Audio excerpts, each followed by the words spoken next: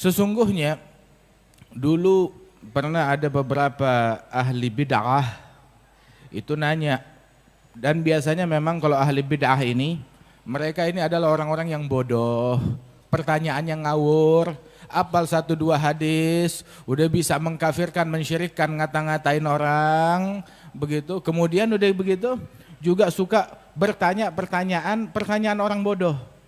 Tahu, datang ke Sayyid Muhammad bin Alwi bin Abbas al-Maliki, dia tanya, usil, Allah sekarang lagi ngapain? Oh, dia bilang, Ustadz, katanya ente orang alim. Saya mau tanya, kalau betul kamu alim di tengah majelis, saya mau nanya, Allah lagi ngapain sekarang? Ini pertanyaan kurang ajar apa enggak nih? Ada gak suka ente terima SMS, lagi ngapain? Kita aja ditanya lagi ngapain sebel. Ini siapa? Kagak ada namanya, tahu-tahu nanya lagi ngapain. Nah bayangin, nanya Allah lagi ngapain sekarang? Ini pertanyaan menjebak. Tapi Sayyid Muhammad bin Ali al-Maliki, hadza rajul mulham, yang diilhamkan oleh Allah Ta'ala. Dia tahu ini orang ahli bid'ah, enggak demen sholawat, enggak demen maulid. Maka dia bilang, mau tahu Allah sekarang lagi ngapain? Allah sekarang lagi sholawat kepada Nabi Muhammad sallallahu alaihi wasallam. Bilang, tahu dari mana? Dalilnya ada di Quran. Innallaha wa malaikatahu yusholluna ala nabi. Allah dan malaikatnya senantiasa selalu tiap saat tiap waktu sedang bersolawat kepada Nabi Muhammad sallallahu alaihi wasallam. Nah, ente mau solawat gak? Kalau orang gak mau solawat kepada Nabi Muhammad, hati-hati, jangan-jangan emang dia gak dipanggil sama Allah Ta'ala. Soalnya yang dipanggil untuk solawat adalah mereka hanya orang-orang yang beriman, yang dipanggil untuk solawat kepada Nabi Muhammad sallallahu alaihi wasallam. Terus asal tahu aja, kalau kita bersolawat kepada Nabi Muhammad, yang untung bukan Nabi Muhammad. Nabi nggak ngambil keuntungan dari solawat kita, yang beruntung dengan solawat kita adalah kita. Adapun Rasulullah, jangan kita solawat kepada Nabi dan berprasangka, nah Rasulullah untung besar dari solawatnya kita. Yang dapat keuntungan dari solawat adalah kita. Adapun Rasulullah nggak perlu, nggak butuh sama solawatnya kita. Nabi Muhammad udah dapat solawat dari Allah. Udah dapat sholawat dari malaikat. Tahu gak malaikat jumlahnya ada berapa? Masya Allah, gak terhitung jumlahnya mereka. Gak terhitung, jauh lebih banyak daripada jumlah manusia dan jin. Itu malaikat jumlahnya banyak, semuanya sholawat kepada Nabi Muhammad. Kemudian, terus masa iya Rasulullah masih butuh sama sholawatnya kita? Dan asal tahu aja, sholawat dari kita ini berasal dari lisan. Lisan kita penuh kekurangan. Lisan kita kadang suka ngomong yang haram, bukan kadang, sering. Bukan sering, jarang ngomong yang benar lisannya kita. Ya jujur aja kita begitu, jarang ngomong yang benar. Begitu sekalinya kita mau jadi orang benar, tetap aja keluar kata-kata buruk, entar keluar kebohongan, entar keluar ghibah, entar keluar namimah, entar keluar cacian dan makian. Na'udzubillah min dzalik, dalam sesaat hancur amalan kita.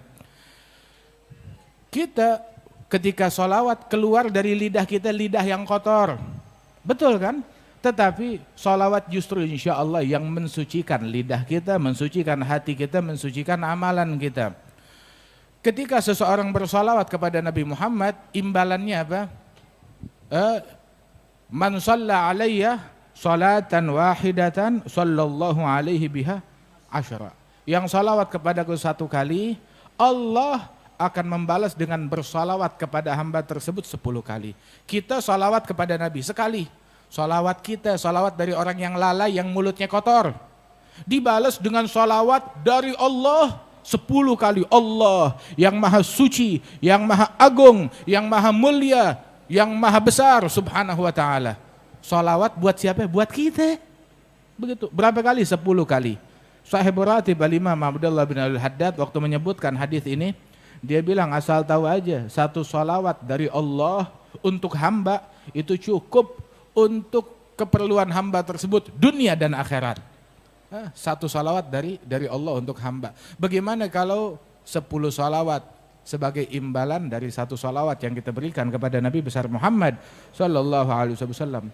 Makanya Nabi suruh kita salawat yang banyak. Bukan Nabi mau ngambil untung, biar kita yang dapat keuntungan.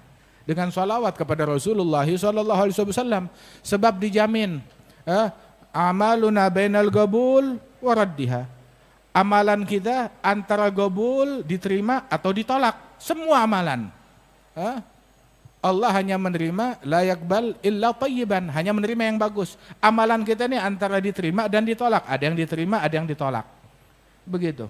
Kan Al-Imam Syekh Umar Mihdhar, Ibn Al-Imam Abdurrahman As-Saggaf, beliau sampai bilang, "Ini wali besar, tapi walaupun dia wali besar tidak ghurur, enggak tertipu dengan dengan keilmuan, dengan pengikut, dengan ibadat dia tetap masih takut kepada Allah Subhanahu wa taala." Ini penyakit ghurur ini melanda semua orang. Kemarin kan kita bahas tentang bab ghurur kan beberapa waktu yang lalu. Itu melanda semua orang. Ghurur, tertipu dengan ilmunya, tertipu dengan ibadatnya, tertipu dengan pengikutnya, tertipu dengan followernya, tertipu dengan kepandaiannya dalam bicara, dalam ini itu segala macam, dengan hartanya, banyak.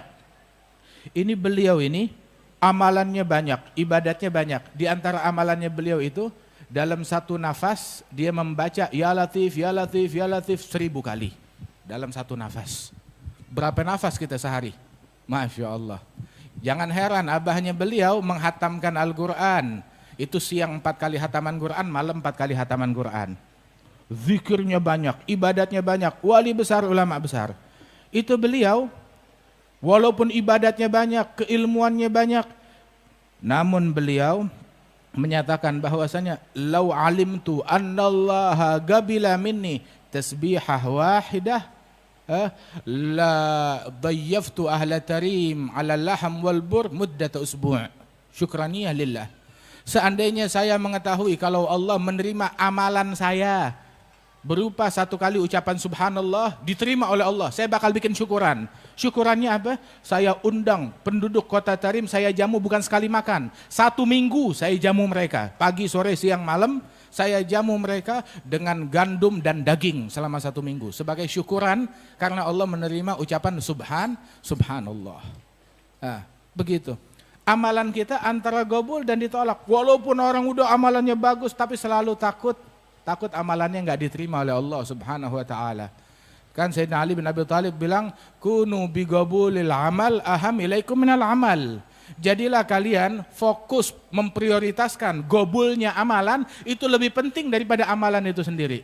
Sebab la yagillu ma'al gobulil amal. Amalan kalau dapat gobul diterima oleh Allah enggak dikit. Walaupun secuil tapi diterima oleh Allah banyak. Tetapi amalan yang banyak kalau enggak gobul, kalau enggak diterima buat apaan? Enggak diterima oleh Allah Subhanahu wa taala.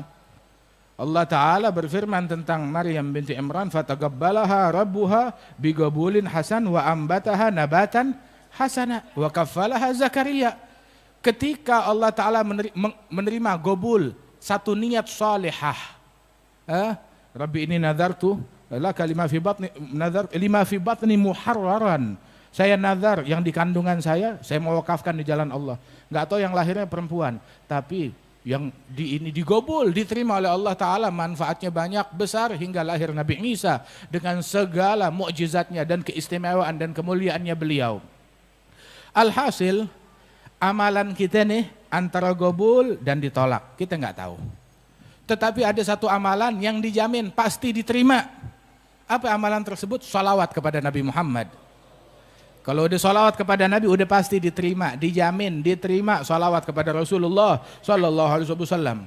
Gobul dan diterima oleh Allah Subhanahu wa taala. Makanya perbanyak amalan yang udah dijamin pasti diterima oleh Allah taala, yakni salawat kepada Rasulullah. Apalagi di zaman sekarang. Zaman sekarang ini masyi anfa' li ahli zaman min kathratil istighfar wa kathratis shalah 'ala nabiyil mukhtar. Nggak ada yang lebih manfaat untuk orang-orang zaman sekarang melebihi banyak istighfar dan banyak salawat kepada Nabi besar Muhammad sallallahu alaihi wasallam. Sehingga ada satu sahabat bilang kepada Rasulullah sallallahu alaihi wasallam, "Ya Rasulullah, berapa banyak saya jadikan untukmu saham salawat saya? Saya punya amalan banyak. Berapa banyak dari amalan saya yang saya jadikan, saya peruntukkan untukmu salawat?" Dia bilang, "Terserah kamu." Dia bilang, "Rubu' ya Rasulullah, 1/4 amalan saya isinya salawat buat kamu." Masya Allah, bagus. Fa in zitta ala dzalik fahuwa ahsan. Kalau kamu bisa kasih lebih baik lagi. Kalau begitu 1/3-nya, bagus. Kalau lebih baik lagi. Kalau begitu setengahnya, Bagus kata Rasul. Kalau lebih baik lagi. Kalau begitu 2/3 isinya sholawat. Rasul bilang bagus. Fa in zidta ala dzalik fahuwa ahsan. Kalau kamu bisa lebih maka lebih baik untuk kamu. Hingga dia bilang kalau begitu 100% amalan saya sholawat kepada Rasulullah sallallahu alaihi wasallam. Jadi dia ada waktu tertentu tuh, begitu wiridnya semuanya sholawat kepada Rasulullah. Nabi bilang kalau begitu idzan tukfa hammuk yughfar dzambuk. Kalau begitu stresmu, beban pikiranmu bakal dicukupi oleh Allah Ta'ala dan dosa-dosamu akan diampuni oleh Allah Subhanahu wa Ta'ala. Nih kita nih hidup di dunia. Kita manusia. Kita manusia ini punya dua kehidupan. Kehidupan dunia terus kehidupan akhirat. Makanya jangan ruwet sama dunia mulu. Kita masih ada urusan akhirat lagi. Ini dunia aja. Sampai yang akhirat dicemarin ntar sama dunia. Kita hidup nih bukan di dunia doang. Ada dunia ada akhirat. Nah kalau urusan kita punya stres, beban pikiran. Ya baik itu hutang, urusan ekonomi, urusan politik, urusan keamanan, urusan kesejahteraan, keluarga, rumah tangga. Itu kan urusan duniawi. Kalau pikiran kita urusan dunia udah dicukupi nama Allah Ta'ala, senang nggak? Senang. Stres kita dicukupin oleh Allah, dihandle oleh Allah Ta'ala. Berarti urusan dunia udah kelar. Dosa kita diampunin oleh Allah Ta'ala. Tuh urusan akhirat udah kelar. Khalas. Dunia selesai, akhirat selesai. Siapa itu?